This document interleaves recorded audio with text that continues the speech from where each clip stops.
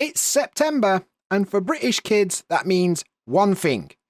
It's time to go back to school. It's the start of a new school year.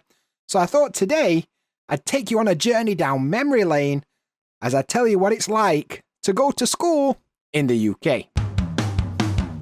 Alright, mate, and welcome to the BritSpeakPod, the podcast designed to help you understand British life, British culture, and of course, British English. So, let's get cracking. Hey up, mate. How's it going today? I'm not too bad.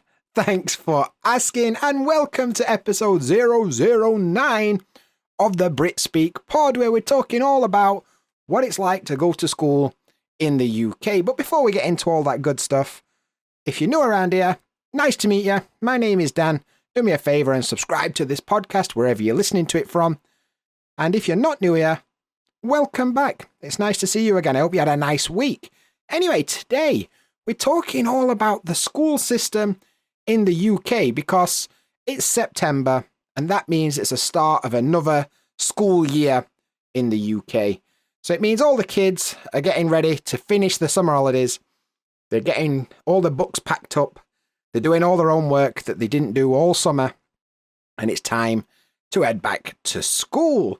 So this episode is a bit different to what we've done before. Until now, we've basically been just talking about British English, right? And accents and dialects and stuff. But this is a bit more of a culture episode, you know? So if you're interested in learning a bit more about British culture, maybe you're going to enjoy this one. And if you're not that bothered about British culture, you're still going to learn some new vocabulary and stuff like that. And it's good listening practice, so you should still stick around to the end, you know? But yeah, school life in the UK. It's an important part of everybody's life, especially, you know, if you're living in the UK and you've got kids and they're going through it, you're going to appreciate a lot of what I'm saying today. And it's quite different to a lot of other countries. It's quite different to America, for example. It's not the same system at all.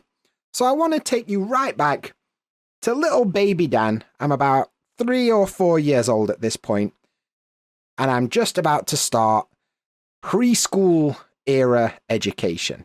So the first thing for me, I was about 3 or 4 years old, and I went to something called play school in my local village. It was in a kind of a village hall. I don't really know how to describe it. It's basically a hall with a really wooden floor, and yeah, in the evenings they did like karate class there, but you know, in the daytime it were play school, and all the little kids from the area went there. You went a couple of days a week, usually, just to kind of get used to the idea of leaving your parents behind and going and being with other kids, I guess. So it's kind of learning the social skills needed to go to school. Now, honestly, I don't remember much about it. I remember there were some coat hangers. Like when you went there, you had to take your coat and your bag off.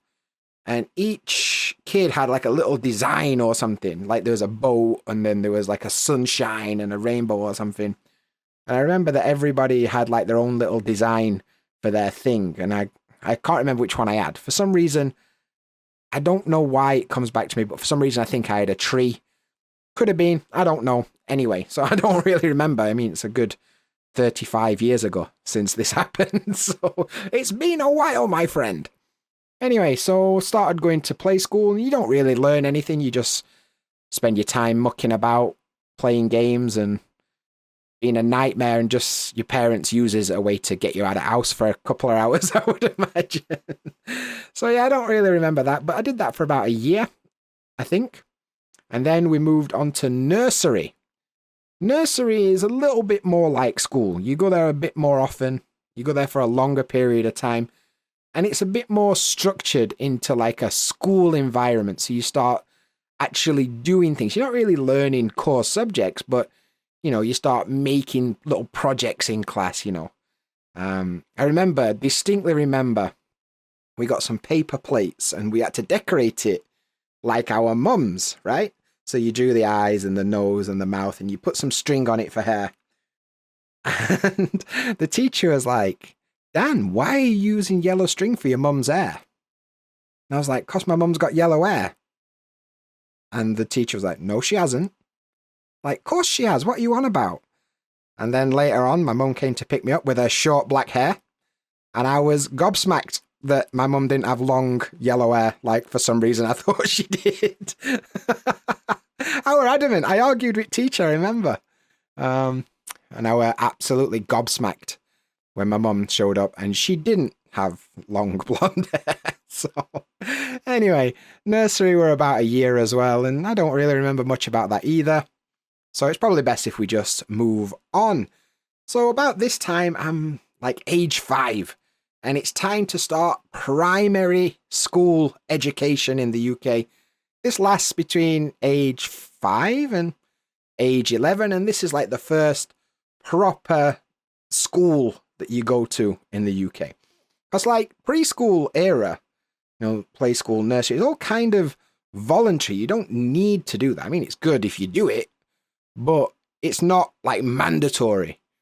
However, primary school is where things start to get serious. It's mandatory. You've got to do it. The king says so it's got to be done. And I went to a primary school in my village called Wales Primary School. And you start off in the infants building, the infant school. And you do 3 years in infant school, class 1, 2, and 3. Then you move over to the junior school, which is in the same thing. It's the same school ground. It's just a different building. And then you do class 4, 5, 6, and 7. So yeah, between age 5 and 11, basically, you're at that school. And yeah, I can remember we had like kind of a school uniform. I don't know if it's the same nowadays, but when I was there, you had to wear, I don't even know if you had to wear it, but everybody wore like a school jumper, like a sweatshirt, and it got like a school logo printed on it, and you could get it in like blue or red or grey or whatever. And most people wore that thing. I remember that a lot of kids wore this little, it's like school jumper, but it wasn't a uniform as such. I don't think you had to wear it either. I think you could just kind of choose. And I remember having one, so I'm pretty sure I wore it as a kid as well. And infant school, you just finger painting and learning about colours and that usually. And I remember we used to sometimes get together like the 3 classes in the infant school, class 1, 2, and 3. And they'd bring in a massive CRT television and a VHS player, and we'd watch Bambi or something instead of actually learning anything. Sometimes we'd do that, so that was good. But other than that, don't really remember infant school either. I remember doing it, and I remember my teachers' names. They were Miss Parker. They were Miss Perry. Miss Perry were one of them. And Mrs. Woodhead were first class teacher. Bloody hell, I had to think about that. Yeah, I remember Mrs. Woodhead. She was like the first class teacher. And she actually lived on the same street as me. But when you're a kid, you don't realise that. And I remember just being absolutely mind blown when I saw her outside of school. Because in my head, when I were a kid, teachers lived at school. They didn't exist outside of the school gates. And I were really confused when I saw her. Like, Mum, why is Mrs. Woodhead here? Why isn't she at school? She don't live there, Dan. She's got a life. But I didn't know that at the time. Anyway, I remember about infant school and junior school was a few things that seemed quite British. First of all, playing at break time on the playground. That's not British, but something quite British used to happen. We'd have to play on the concrete playground, yeah? But we had these massive school fields, but we weren't allowed to play on them all the time unless it was summer. And then you were kind of allowed to play on them. Unless, God forbid, it were raining. Oh my God, you've never seen drama like it. If it started to rain, even just a dot of rain, they just lost their mind. Teachers, they were like throwing kids through the door. Quick, get inside, get inside. Like it were an air raid in war or something. Like, oh my God, it's only a bit of rain. I'm not made of sugar. What's up with you? But yeah, every kid had to like run inside, and you had to spend break time inside, which were a nightmare because there were nothing to do. We got some chess sets, but most of the pieces had gone missing of it years, and yeah, there weren't much to do, so it was proper boring if you had to be inside, and I didn't like that. I also remember that school back in the day were quite a religious thing, and I'm not a religious person, but I remember you had to pray before like lessons and stuff. You had to put your hands together and say a little prayer to God or whatever. which is, I don't know if they can get away with doing that now. I'm not sure. But I remember we had to do it. And I remember, oh my God, and I'm sure every British person feels the same about this, is you used to do like a school assembly, probably every week, maybe even more, where all the kids from that school would go to the same hall, like the big area. And it were like a big room with a stage and a wooden floor usually. And it were proper cold, and all kids had to sit on floor, bloody freezing. But yeah, we had to do that. And I don't know why, but it seems that every primary school in England, one of the teachers could play piano. I don't know if it were on job description or what, but somebody could play piano. And they'd play like these songs that everybody would have to sing. And now these songs were always religious, but they weren't like the ones you'd find in church necessarily. They were like quite upbeat, and they, they teach you little morals about life. For example, if I can try and think of some, like give me oil in my lamp, keep me burning. What are the other one? He's got the whole world in his hands. These kind of Christian songs that for some reason we had to learn. And every British person who went to school in the 80s and 90s will have a list of these songs that they can just bust out because they remember them from the school days. Absolute bangers, these songs. Assembly bangers, that's what we'll call them. But yeah, we were singing for Jesus back in the day. I'm not sure you'd get away with that now in today's society, but that's how it were for us. Yeah, whether that's good or bad. I mean, I'm not a religious person at all, but I remember singing some Jesus songs back in my school days. Another thing we also did, we had like an ongoing team competition all the way through school. Like every kid were put into one of 4 teams. And in our school, it was like a colour system. You had like green team, yellow team, blue team, and red team, or whatever. And you collected points over the year, right? So if you did your own work and you got 100%, maybe you'd get a point for your team, and you could go and put it on the chart on the wall so you kept score over here. And then at the end of the year, you had your sports day, which were a bit like Olympics to see who were team winners. So yeah, I remember I went green team. And we did like sports days and that. It was kind of weird, but that were a thing that I remember being a little kid at infant school. But anyway, I went through classes 0 to 7. And then it's time, at age 11, to move on up in the world to what's called secondary education. Secondary school, a lot of people call it. Now, it depends where you are. It's called different things. It can be called secondary school. It can be called high school. It can be called comprehensive. They're all the same thing. And this were a big turning point in my life because until now, it's all fun and games. But now when you get to big school, to high school, to comprehensive, to secondary school, it's when life's getting serious, mate. You're 11 years old now. It's time to grow up. And yeah, I went to secondary school I went to. Now, the place I went to was also called Wales High School. Still there, I'm pretty sure. And I went there. The things I remember, the first few years were really tricky for me because 2 days before I was set to start the high school period of my life, my dad died. So the first year were a bit rough, to be honest with you. But after that, you kind of get into like a rhythm. So I'm going to try and remember some key points from my 5 years in secondary education. But yeah, you do 5 years. You start age 11, you finish at age 16. 5 different years in total, years 7, 8, 9, 10, and 11. And there's different things that happen during that period. So the first year, you're just kind of getting up to speed with what's happening, getting used to like the different timetable where you have different subjects in different parts of the school with different teachers. And before this, in primary school, you just had one teacher for all subjects and you were in the same classroom all day. But now in secondary school, the students moved around to different departments and different teachers and like that. So that were quite different. So year 7 is kind of getting used to that. The first year of secondary school is getting used to that. I remember we had to wear a uniform. Oh my God.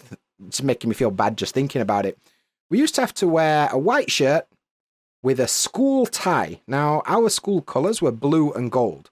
So the tie was like blue and gold stripes, and you had to buy it from the school, and you had to wear that. And you also had to wear a blazer, which is like a jacket, like a suit jacket. And you also had to put the school badge on the pocket. You had to buy a school badge and sew it on. And then on the bottom half, you had to wear shoes and formal trousers. So like a little suit that you had to wear every day as an 11-year-old. I don't really see why that's a thing, but that's how it used to be. And I hated wearing that uniform. I absolutely hated it. Because, I don't know, I was quite rebellious in that part of my life. You know, I tried to do everything I could to not do what they told me to do. But we'll get back onto that in a minute. So yeah, we had to wear a uniform. And I remember in the first few years of secondary education, there were some subjects I were good at and there were some subjects I were not good at. And I really, really hated PE, you know, physical education. At that point, I wasn't even a fat lad yet. I was still quite skinny. But I didn't like PE, especially they made us do something called cross country, where you would have to run through old farmers' fields for like 10 kilometers. Nah, mate, I'm not playing that. Me and my friends just used to run a little bit, then there were a bridge, and we used to hide under the bridge and then just wait for him to run back and then join group again. So that's what we used to do. I were rubbish. I hated it. But when we played basketball, I liked that. But I just weren't a fan of PE, to be honest, in general. I hated when we had to do like religious education, or I weren't good at history. Basically, I weren't good at anything. I was good at the creative stuff. You know, like art or music or something creative. I was good at that. I enjoyed that. But everything else, I weren't a fan, to be honest. So, yeah. And especially languages. In my school, we had to learn French and Spanish. But I was so crap at it that they were just like, Dan, why don't you just go and do some woodwork? Like, all right, see you later. So I went and did extra woodwork for some reason because I didn't like learning French and Spanish. So yeah, I wasn't a good student. And on art, I wasn't a good student. I didn't like school. I just liked being creative, and, you know, not everybody fits in this education mold that exists, but you don't have much of a choice. You have to do it. So yeah, and then when you get to the end of the third year in secondary education, you have to decide what you want to study for your GCSEs. GCSEs are like the exams at the end of the junior high school system, I think you'd call it. For example, when you're 16, you take all your exams, and that's what we call GCSEs. You either pass or you fail, right? I think you get a grade system. It's like A to F. F is a fail, and then D, C, B, A. Something, I can't really remember. It's something like that. Now, every kid had to take some core subjects. So I had to take English, I had to take science, I had to take maths. But then you could choose the other ones. So I chose IT, I think. I chose geography because they went on field trips and you didn't have to stay in school all the time. So I took geography just because they went to different places. Art, I did art, I remember. I did graphic design, which is like logos and designing buildings and packages and stuff like that. And I think I also did drama. I honestly can't remember. But yeah, as you can tell, the choices that I made were quite based on creativity rather than academic stuff. Anyway, I did my exams. Reasonable. I scraped through. You know, not special, but I didn't fail. You know, lots of B's and C's. But, you know, I did the best I could. I didn't try. But, you know, I did enough not to get in trouble.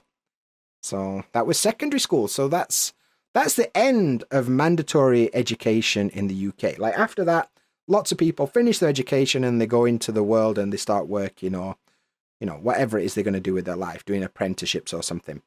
However, I didn't do that. I basically had the summer off. Then I went back to the same high school to do an extra part of my education, further education, which is called sixth form. So sixth form is like pre-university, basically, like a college, where you go and do your A-levels. Now, this is like in the people that want to go to university, it's like building blocks for university, right? So this is between age 16 and 18. It's usually 2 years. You choose 5 subjects and you do some exams, and then you use the results of those exams to apply to different universities, right? Pretty straightforward. But lots of people go to a separate college that's different from the school, and they do it that way. But lots of people like me, they just stay at the same school for a bit longer, and it's called sixth form, and that's what I did. So we got the same crappy uniform that I hated wearing, but it were part and parcel of it. Now, this is where I really were just crap at school. I don't know. There was something in me, I didn't want to do it, but I had to do it. So I chose photography. I remember we did photography, graphic products, because I wanted to be an architect. I did music technology, because I liked music.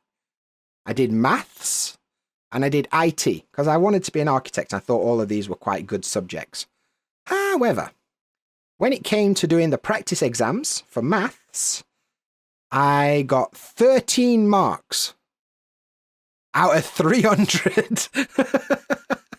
So, yeah, I failed maths pretty badly, to the point where they kicked me off the maths course. They were like, this is a waste of time. You're not going to be able to do it. So that kind of ruined my plans, because you can't really be an architect if you're crap at maths, can you? You can't have buildings with wrong measurements. So I had to kind of change what I were going to do. And I really loved music at the time, so I kind of doubled down on music. But I really weren't a good student. So I kind of had to start again. I had to usually just do 2 years, but I ended up doing 3 years because of failing maths so badly and changing what I needed to do. Which were a bit of a nightmare, that all my mates kind of moved on and I had to go to school for an extra year because I'm a bit thick. But, you know, and it's my own fault. I avoided going to class all the time, you know. We would say wag, to wag a class, which means to not go, even though you're supposed to go. Like, I'm supposed to be in my IT class and I didn't want to do it, so we would just, I don't know, go somewhere else instead. So yeah, my own fault. I used to wag classes all the time, and that's why I failed maths, and that's why I had to stay an extra year in school. I wouldn't advise it if I were you, but, you know, that's how it worked back in the day. My exam results were all right. They were good enough for me to apply to the University of Hull to study creative sound engineering. And I went to the University of Hull in 2004, and I did a 3 years bachelor's degree in creative sound engineering. Now, this is like music recording, basically. So recording bands in music studios, or working in theatres, or doing sound for movies and this kind of stuff. And I properly enjoyed that. It were good. So I enjoyed university, but because it was so close to my house, I ended up still living at home. Most people move away for university, right? They move to a different city and go to a university where they live there. Because it were close enough to where I grew up, I stayed at home because it saved money, and I didn't grow up in a particularly rich environment, so saving money were a good thing. So I actually didn't get the full university experience, but still, I enjoyed my time at university. And yeah, I got a degree. I passed with a 2-1, a Bachelor of Arts in Creative Sound Engineering, and that rounds up my experience with the education system in the UK. Now, yeah, I didn't particularly enjoy most of it, but I got through it. And yeah, that's why I'm here today, I suppose. So some things I hadn't covered that maybe is important to know about British schools. We don't have that system like in America where you can fail a year and get held back. It's not like you need to pass to go to the next year. Just automatically you leveled up every year. Every September you move to the next class, and so on and so forth. So yeah, we didn't really have that system, which is important to know. The other thing to remember is that the holidays are quite weird. We have full half-term holidays, right? So we have full-term holidays, which is like, they were kind of the big holidays. You get like 2 weeks at Christmas or New Year. You'd get 6 weeks in the summer. And you'd usually get like a week at Easter and a week in October or something like that. But then you'd also get half term. So it was like a week in February to break it up a little bit halfway through the term. And a week in, I want to say November, but I can't really remember. So yeah, you'd get basically no more than like 6 weeks in between having a week off for your half term or your big holidays like your Christmas and New Year ones or whatever. So yeah, that is basically what I remember about my trip through the school system. Hopefully you got something entertaining out of it. I did ramble a bit. I mean, we're 25 minutes into this episode now. But yeah, it was a nice trip down memory lane for me. And hopefully you've got a better understanding how the school system works in the UK. I want to know, though, how different is it to your education and how your school system works in your country? Let me know. I'd love to hear about it. But that's basically it for this lesson. I want to remind you to subscribe to the podcast wherever you get your podcast from, or you can go to britspeak.co/BritSpeakPod and make sure you never miss an episode. But that's it for this one, and I'll catch you in the next one. See you.